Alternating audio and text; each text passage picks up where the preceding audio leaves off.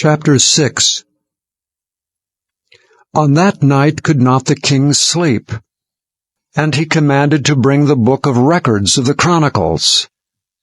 And they were read before the king. And it was found written that Mordecai had told of Bigthana and Teresh, two of the king's chamberlains, the keepers of the door, who sought to lay hand on the king Ahasuerus.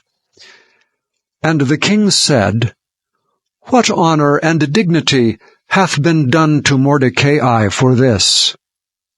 Then said the king's servants that ministered unto him, There is nothing done for him. And the king said, Who is in the court?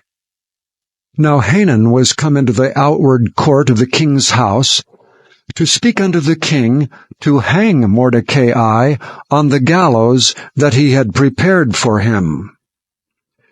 And the king's servants said unto him, Behold, Haman standeth in the court.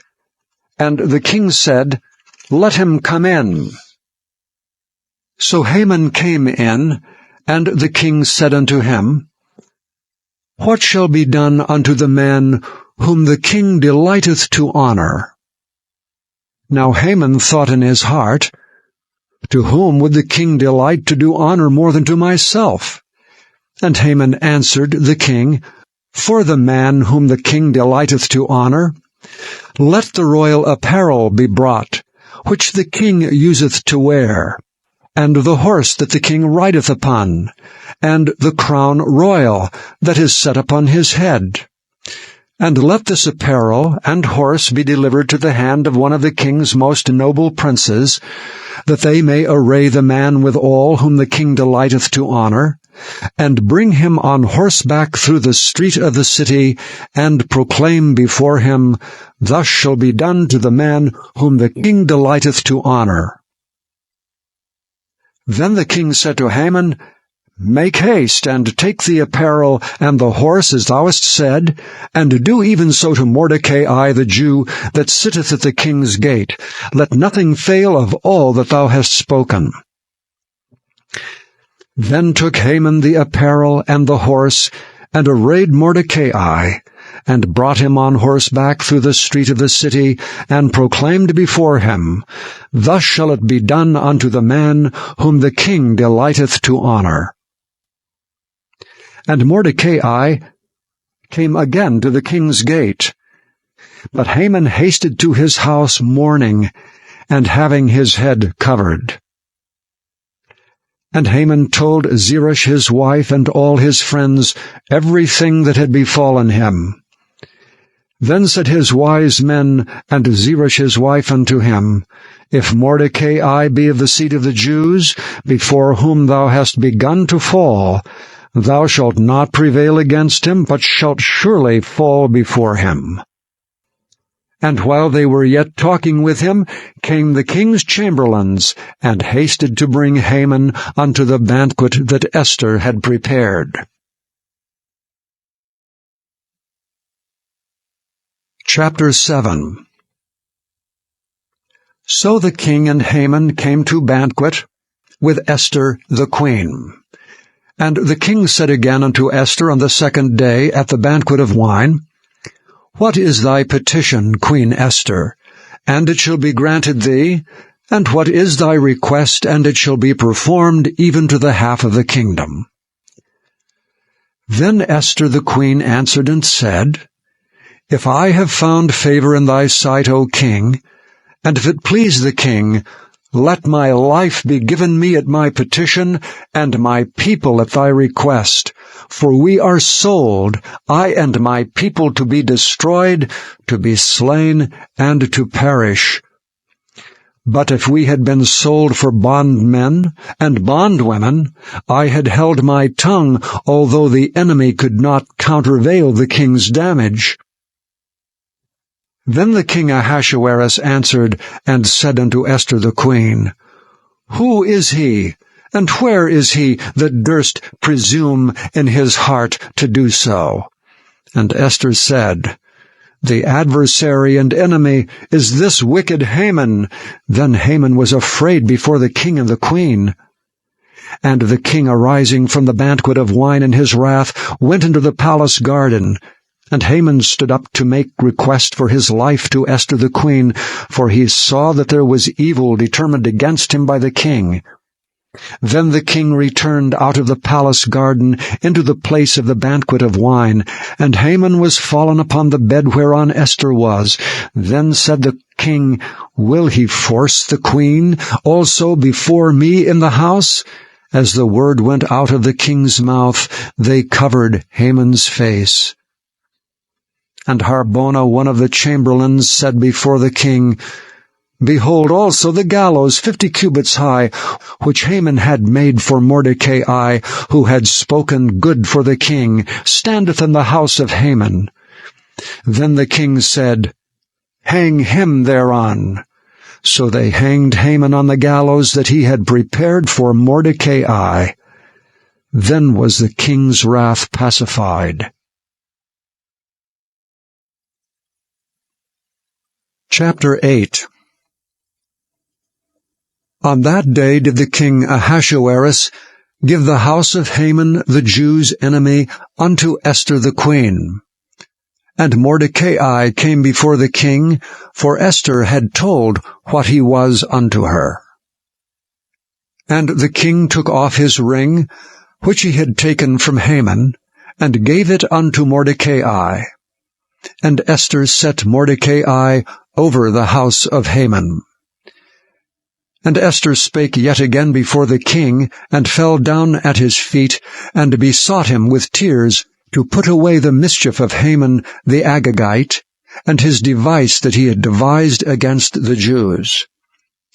Then the king held out the golden scepter toward Esther.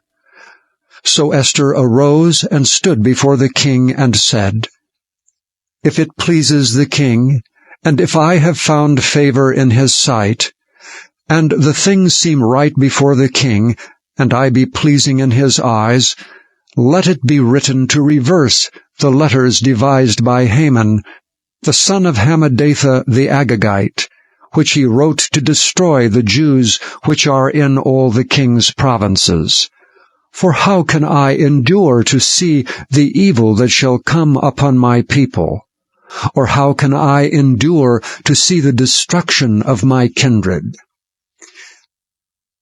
Then the king Ahasuerus said unto Esther the queen, and to Mordecai the Jew, "Behold, I have given Esther the house of Haman, and him have they hanged upon the gallows, because he laid his hand upon the Jews. Write ye also for the Jews, as it liketh you, in the king's name, and seal it with the king's ring. For the writing which is written in the king's name, and sealed with the king's ring, may no man reverse." Then were the king's scribes called at that time, in the 3rd month, that is the month of Sivan, on the 23 day thereof, and it was written according to all that Mordecai commanded unto the Jews, and to the lieutenants, and the deputies and rulers of the provinces, which are from India unto Ethiopia, 127 provinces, unto every province according to the writing thereof, and unto every people after their language, and to the Jews according to their writing, and according to their language. And he wrote in the king Ahasuerus' name, and sealed it with the king's ring, and sent letters by posts on horseback, and riders on mules, camels, and young dromedaries, wherein the king granted the Jews, which were in every city, to gather themselves together, and to stand for their life, to destroy, to slay, and to cause to perish all the power of the people and province that would assault them, both little ones and women, and to take the spoil of them for a prey. Upon one day in all the provinces of King Ahasuerus, namely upon the 13th day of the 12th month, which is the month Adar. The copy of the writing for a commandment to be given in every province was published unto all people, and that the Jews should be ready against that day to avenge themselves on their enemies. So the posts that rode upon mules and camels went out, being hastened and pressed on by the king's commandment, and the decree was given at Shushan the palace. And Mordecai went out from the presence of the king in royal apparel of blue and white, and with a great crown of gold, and with a garment of fine linen and purple. And the city of Shushan rejoiced and was glad.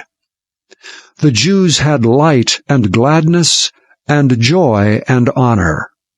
And in every province, and in every city whithersoever the king's commandment and his decree came, the Jews had joy and gladness, a feast and a good day.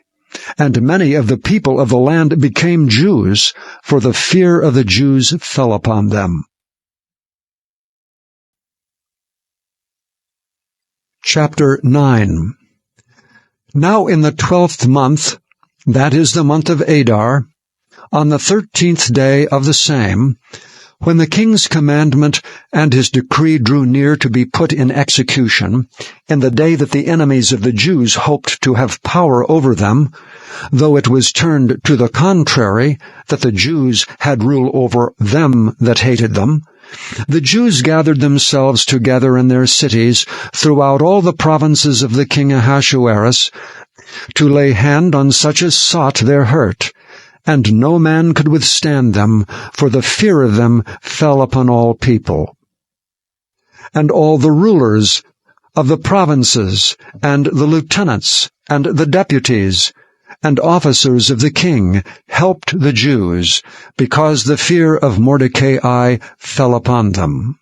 For Mordecai was great in the king's house, and his fame went out throughout all the provinces, for this man Mordecai waxed greater and greater.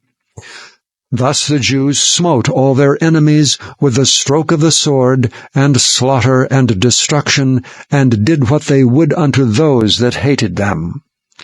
And in Shushan the palace the Jews slew and destroyed 500 men.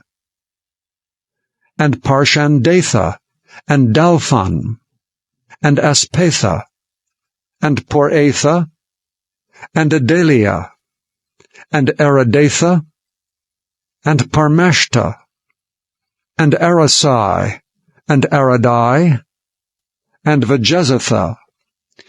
The 10 sons of Haman, the son of Hammedatha, the enemy of the Jews, slew they, but on the spoil laid they not their hand.